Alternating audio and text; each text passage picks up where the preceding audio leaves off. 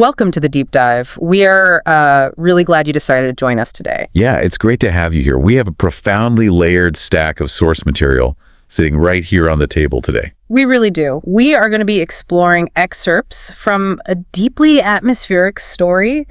It's titled Cursed Daughters, She Has Come Again by the brilliant Oyinkan Braithwaite. And our mission for this deep dive is to trace the complex web of the Falodun family. Exactly. We're unpacking some heavy but vital themes today. I mean, we're talking intergenerational trauma, the crushing psychological weight of family curses, and those blurry lines between coincidence, psychological projection, and, well, literal reincarnation. It is a rich text to dig into. This material moves far beyond the mechanics of a ghost story. It operates as a profound, nuanced look at how the power of belief shapes physical reality. Yeah. It serves as a generational study of how women navigate a society and a family structure that seems entirely stacked against them from the moment they draw their first breath. Okay, let's unpack this. Because to really understand the Falodun women of the present, we have to travel back to the root of this family's sprawling trauma. Right, we have to start at the beginning. We start with the genesis of the curse, which centers on great-grandmother Eniiyi Falodun. The sources paint a vivid, almost mythical picture of her. They really do. She was reputed to be a strikingly beautiful woman, possessing smooth skin that soaked up the light and thick, heavy hair.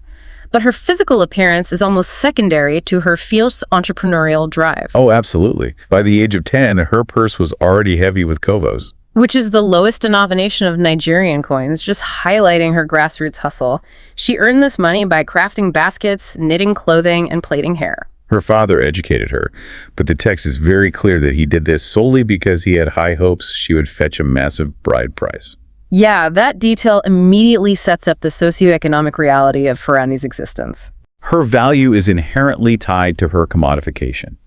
Her father sees her education not as a tool for her own empowerment, but as a calculated investment to maximize his return when he eventually marries her off. Right. What is compelling about Eniiyi, however, is that despite operating within this intensely patriarchal system, she exercises undeniable agency. She does. She refuses to passively wait to be sold to the highest bidder. She understands the currency of her own desirability, and she wields it. And the inciting incident of this entire saga demonstrates that agency perfectly. It really does. So a stranger from the city comes to their village to bury his father. He's worldly, he smells of exposure to a broader life, and crucially, he ignores Eniiyi. Which she's not used to. Not at all. Eniiyi, who is entirely accustomed to being the center of attention, just detests being overlooked. So she creeps into his room in the middle of the night. The text describes her as a seductive spirit who completely overwhelms him body, mind, and soul. Yeah. And then the following morning, the man packs his bags, pays 3 small boys exactly 1 naira to share for carrying his things, and attempts to just casually leave town. Which does not fly. No. Eniiyi's father and the village chief intercept him with an entire crowd. The chief looks at this city man and says, in his proud English, "So you're planning to eat plantain and leave without paying?" The chief's metaphor is bluntly transactional. He is enforcing the village's strict rules regarding the commodification of their women. Right. The city man finds himself completely trapped by local custom and ends up paying an exorbitant bride price. We're talking goats, yam, fish, palm oil, ragbo. Which is bitter cola, often used in traditional rites. Exactly. Along with sugar, honey, and cash. He builds for Eniiyi a well-constructed home, spends a single night fulfilling his obligations as a husband, and then essentially abandons her in the village while he returns to his actual life and his first wife in the city. He compartmentalizes Eniiyi entirely, treating her as a geographical and emotional secret. And he manages to keep this secret for 5 whole years. Which is wild. He remains entirely unaware that Eniiyi actually gave birth to his twin children. The facade crumbles when his first wife insists on visiting the village to see this house he built under the assumption that it's an investment property for her own children. The city husband is sweating profusely on the drive there, knowing the collision of his 2 worlds is just imminent. And when they arrive, Eniiyi refuses to play the submissive role of a maid or a secret.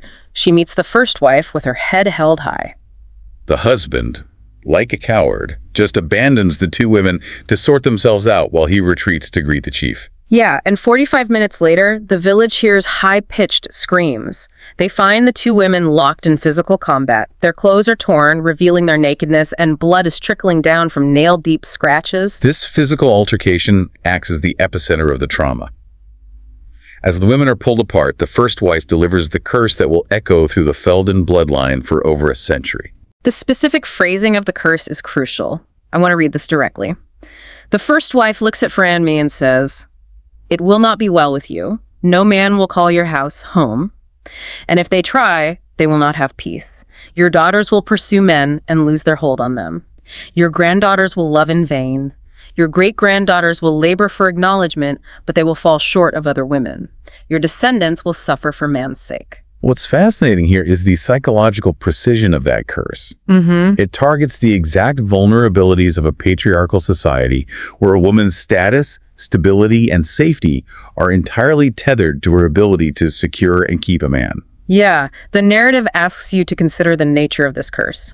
Is it a supernatural hex woven by angry spirits, or is it an incredibly potent psychological blueprint that gets handed down through the generations? It functions as a self-fulfilling prophecy passed from mother to daughter, dictating their deepest insecurities. And Franmi's immediate reaction is just to laugh right in the first wife's face. She projects absolute confidence in herself and her daughters. But the husband never returns to the village again.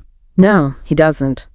That initial laughter and defiance eventually fade as the generations roll on, leaving behind a seed of terror.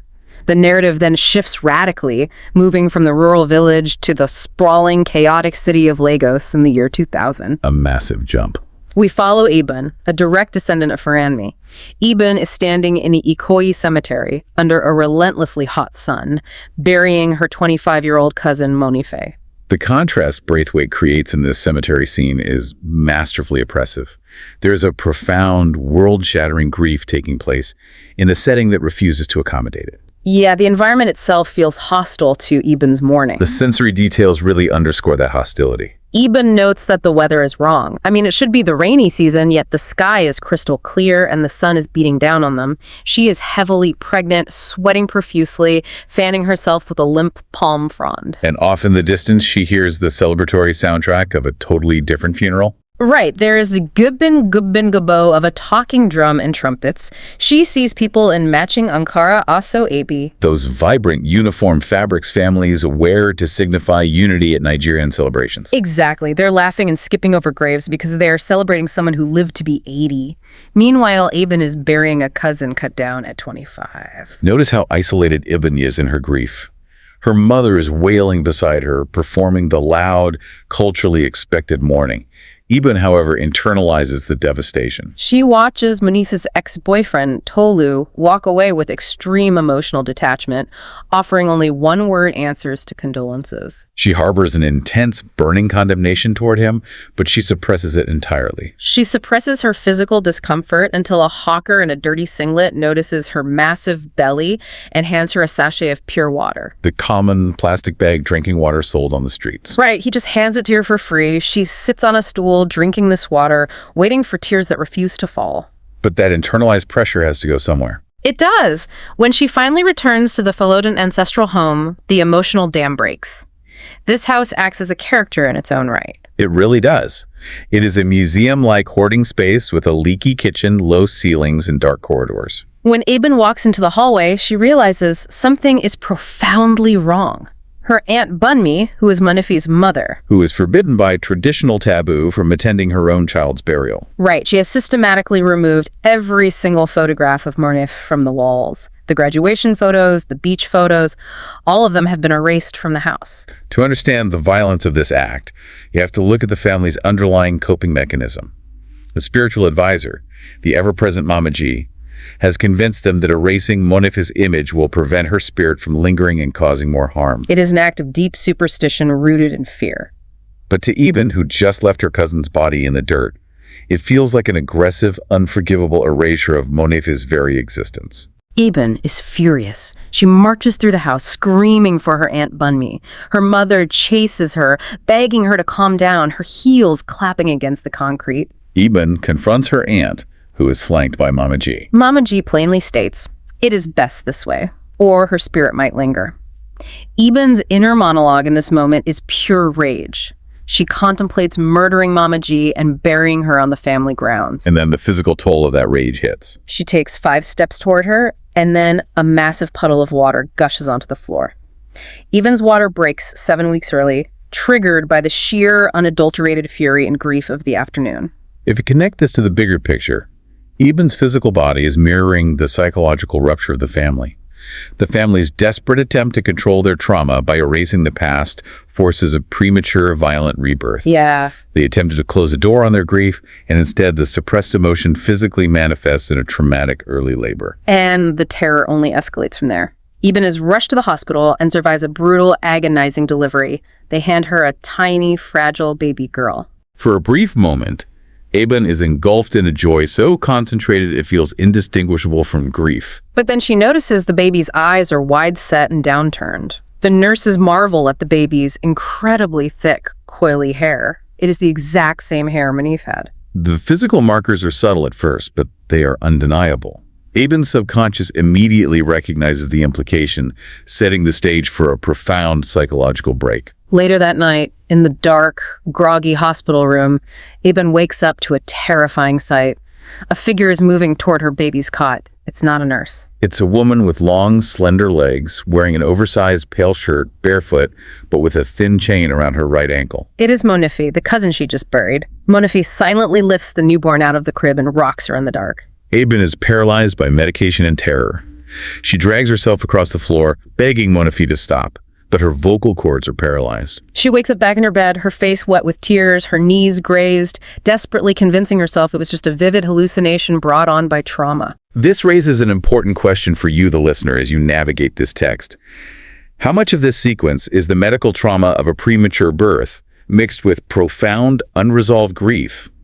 And how much is the Falodun curse manifesting in real time? It's so blurry. The author brilliantly leaves us straddling the line between a psychological breakdown and a genuine supernatural reality. But that ambiguity kind of evaporates the next morning when Aunt Bunmi, the same aunt who just erased all photos of her dead daughter, visits the hospital. She walks up to the crib, gasps, lifts the baby, and declares with absolute terrifying certainty, "Monife has come back to me. She has come again." This is a critical juncture in the narrative. Eben fiercely denies it, squeaking out, "She is not Monife. Monife is gone." But the seed is firmly planted. The family has collectively decided upon the narrative. Once a family agrees on a trauma-based narrative, it quickly becomes a cage for the next generation. And the rigid bars of that cage are fully constructed during the naming ceremony. We find the family under great white tents in the courtyard, shielded from the piercing sun. The family is flanked by half-brothers, wives, and children. Eben is sitting there exhausted, dealing with sore nipples and broken nights of sleep, staring down at a plate. Yeah, and on this plate rests the fully intact, cooked head of an agama lizard. The naming ceremony perfectly encapsulates the duality of this family's existence and their complex relationship with faith. On one hand, they present as devout Christians. Eben's mother hums, "We bring the sacrifice of praise," and they want the Christian pastor to lead the ceremony. Yet when they are terrified of the curse claiming another child, they seamlessly revert to traditional animist practices to hedge their bets. They force Eben to eat the lizard head to physically protect the child from spiritual harm. Eben, who has no fight left in her, takes a knife and fork, cuts into the wiry lizard meat, chews it, and forces it down with a glass of water to keep from vomiting. Then they proceed through the traditional symbolic foods. The sources lay these out beautifully. There's honey, so the child's life is sweet, cola nut chewed and spat to repel evil, bitter cola for long life, alligator pepper for fruitfulness, water so she will never be thirsty, palm oil for a smooth life, salt so her life won't be ordinary, and dried fish so she survives her environment. Every single item in that ritual is a desperate plea for normalcy. It is a tangible, consumable plea to bypass the generational curse. The tension erupts, however, when it is time to bestow the actual name upon the child.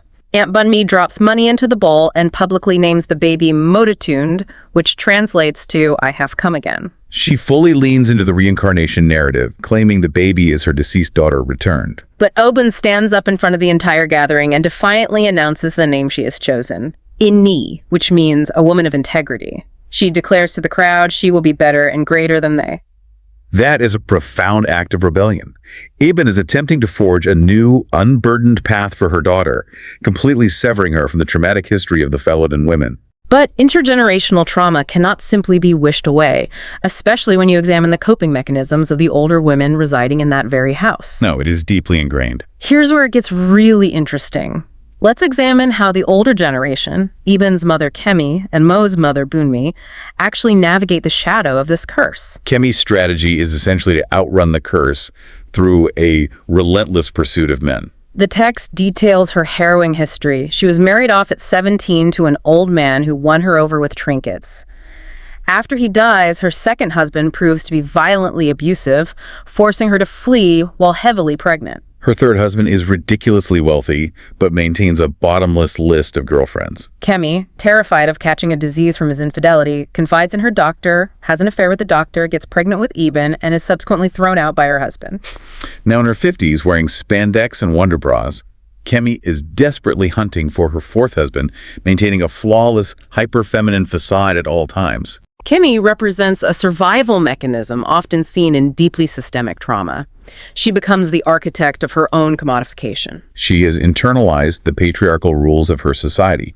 She believes her only path to survival, her only shield against the curse, is to secure continuous male patronage, regardless of the emotional or physical cost. She's perpetually performing for the male gaze because she believes her life depends on it.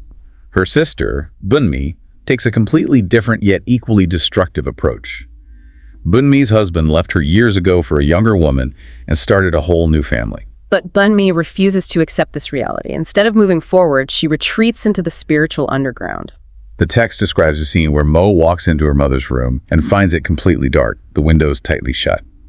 There is a pot with a creeping plant, misshapen stones scattered on the floor, and a bowl emitting thick, cloying smoke. Bunmi is standing in the center of the room, completely naked except for a loose wrapper, her eyes glazed red, chanting to spirits. Bunmi has spent 50,000 naira, which is a massive chunk of her 250,000 naira salary, on a spiritual advisor named Mama G. She purchased a CD, incense, and what she calls spiritual herbs to open a door to the spirit world. Her ultimate goal is to literally drag her ex-husband's spirit back to her, to force his return through metaphysical means. Mo, ever the pragmatic one, looks at the herbs, smells the air, and realizes her mother is just getting high on marijuana. She bluntly asks, "Is that what they are calling weed now?" It is a darkly humorous moment, but it is deeply tragic. Bunmi is bankrupting herself, literally and emotionally, chasing a ghost of a relationship that ended years ago. Both sisters, despite their wildly different methods, are acting out the exact parameters of the curse. The curse dictated, your daughters will pursue men and lose their hold on them. By making their entire existence about capturing and holding on to men, either through hypersexualization or desperate spiritual rituals, they are turning the original curse into an inevitable self-fulfilling prophecy. They are building the very cages they fear. That toxic, paranoia-filled environment is the exact soil Monife grew up in. To really understand the devastation of Bunmi burning those herbs in the dark, we have to understand the magnitude of what she lost. Let's look at who Monife was before the tragedy. We turn the clock back to 1994 and 1995, to Monife's prime. She is bold, she is rebellious, and she uses that brashness as a shield. At one point, she buys a giant mongrel puppy off a street hawker. The hawker tries to sell it for 45,000 naira, claiming it's a pure breed. Mo haggles him down to 27,000 naira, specifically to annoy her mother who despises dogs. She names the dog Sango. She walks around wearing a t-shirt that literally says, "Fuck the elite." She is the antithesis of the quiet, suffering women in her family. She actively rejects their quiet desperation. But that rebellious shield completely drops when she attends a casual football match with her cousin Ibun and her brother Tulu. They are sitting on the bleachers under the scorching Lego sun, drinking freezing cold minerals. Mo spots a player on the field named Kalu Kanosi, known as Golden Boy. He's tall, light-skinned, described as the color of a brass coin with a reddish undertone, and possesses flawless footwork. But what truly captures Mo isn't just his physical appearance. It is his energy. He is effortlessly joyful. He laughs easily, high-fives everyone, and isn't bothered by his mistakes. He is completely, utterly comfortable in his own skin. Kalu represents everything the Falodun family lacks. He comes from wealth, from stability, and from a two-parent household. Crucially, he doesn't carry the invisible, crushing weight of generational trauma. He is light, both literally and metaphorically, whereas Mo is steeped in shadows, history, and the paranoia of her mother's generation. Mo tracks him down later at a house party. She walks right up to him and uses her wit to hook his attention. They end up talking outside under the stars. He's dressed in all black, hands in his pockets, totally charmed by her audacity. The cultural clash, however, becomes immediately apparent when they start dating. Mo takes Kalu to a cheap, dingy hotel room to consummate the relationship. The lights are flickering, the fan is barely spinning, and she's ready to go. Kalu stops her. He pulls back. He confesses to her that at 21 years old, he is still a virgin. He wants to wait for marriage. This is a staggering role reversal that subverts the typical gender tropes of their society. In this highly patriarchal culture, the woman is typically expected to be the pure, inexperienced one, while the man is worldly and experienced. Here, Mo is the experienced one, carrying the heavy baggage of her past lovers and her family's brokenness, while Kalu is completely unpainted by cynicism. It highlights the vast chasm between their worlds. Mo lives in a crumbling, spooky ancestral home filled with hoarded artifacts and leaky ceilings. When Kalu takes her to his house, she steps into a massive white plantation-style mansion featuring automatic doors, marble floors, and perfectly curated art. He literally has an entire floor of the house just for himself and his sisters. That class divide inevitably comes to a violent verbal head when Kalu's mother, Mrs. Kenosi, decides to intervene in the relationship. The confrontation scene is brutal in its quiet execution. Mrs. Kenosi invites Mo to lunch at a highly exclusive upscale cafe in Eniiyi. Mrs. Kenosi is a regal, terrifyingly composed woman with pale eyes that scan Mo and find her entirely lacking. She doesn't yell or cause a scene. She simply systematically dissects Mo's worth over lunch. She says, "I've done my due diligence." She lists Mo's average university grades. She brings up her divorced parents. She calls Mo's aunt a homewrecker. Finally, she brings up the Falodun family curse. If we connect this to the bigger picture, Mrs. Kenosi is weaponizing respectability, politics, and classism. She isn't just acting as a protective mother. She is an active enforcer of a rigid class barrier. She looks at Mo and sees a direct threat to her son's meticulously planned corporate CEO elite future. She uses the rumor of the curse not as a spiritual concern, but as a societal mark of lower class instability. She bluntly asks, "What exactly do you bring to the table besides your pretty face?" She drops the final hammer by informing Mo that she has already selected a proper wife for Kalu. Eniiyi, a girl from their own Igbo tribe, a neighbor who graduated top of her class. Mo attempts to stand her ground. She puffs out her chest and says, "Ma, I suggest you get used to my presence in your life. I am not going anywhere." But inside, the encounter shatters Mo completely. Mrs. Kenosi confirmed every single deep-seated insecurity Mo has ever harbored. Mo's entire life, she's been told she is cursed to lose the men she loves. Now, a powerful, wealthy woman is guaranteeing that exact outcome in the real world. It activates a profound, paralyzing paranoia within Mo. That paranoia leads directly to rapid self-sabotage. Golden Boy assures her he doesn't want Ada, stating he only loves Mo. But Mo's fear that the curse is actively taking hold causes her to push him away. She becomes irrational, intensely jealous, and constantly picks fights over nothing. In a moment of sheer, desperate superstition, she takes an item Kalu gave her, his pale blue handkerchief. She goes into the backyard of the Falodun house, finds the massive African white mahogany tree, digs a hole in the dirt with a trowel, and buries the handkerchief deep in the soil. It is a devastatingly tragic action. Mo, the girl who proudly wore the "Fuck the Elite" shirt, the girl who mocked her own mother for burning spiritual weed, has succumbed to the exact same fetishistic desperation. She buries the handkerchief as a magical antidote, a physical anchor to protect her relationship from the curse. The brutal irony is that by resorting to this magic to protect herself, she is succumbing to the exact paranoia and insecurity that the curse promised would ruin her life. She is actively fulfilling the prophecy. It ultimately ruins her. She loses Golden Boy, and eventually she loses her life at the young age of 25. That physical erasure of history mirrors what happens next biologically, bringing us hurtling back to the present. Yeah. The year is 2023. Eben's baby, Eniiyi, is now a 23-year-old woman. She's just finished her master's degree in genetics. She returns to the Falodun house. The chilling reality is that she is the exact spitting image of Monife. Even Eniiyi's career choice is deeply symbolic. She studies genetics, the hard science of inheritance, of the physical traits passed down that are entirely outside of our control. She is desperately trying to use the rigid rules of science to understand why she is trapped in the physical echo of a dead woman, searching for a logical explanation for an illogical burden. The physical echo is uncanny.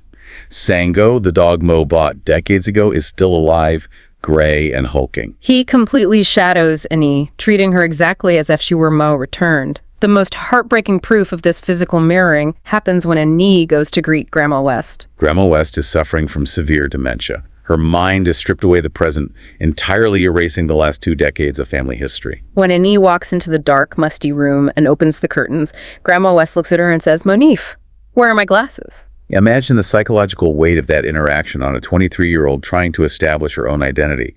Eniiyi tries to correct her, saying gently, "It's me, Grandma." Eniiyi. But Grandma West becomes violently agitated. She starts shouting, throwing insults, demanding Eniiyi stand up straight because no man wants to marry a cripple. The grandmother completely overrides Eniiyi's existence, forcing her back into the vessel of Moni. The terrifying aspect is that it extends beyond just her physical face.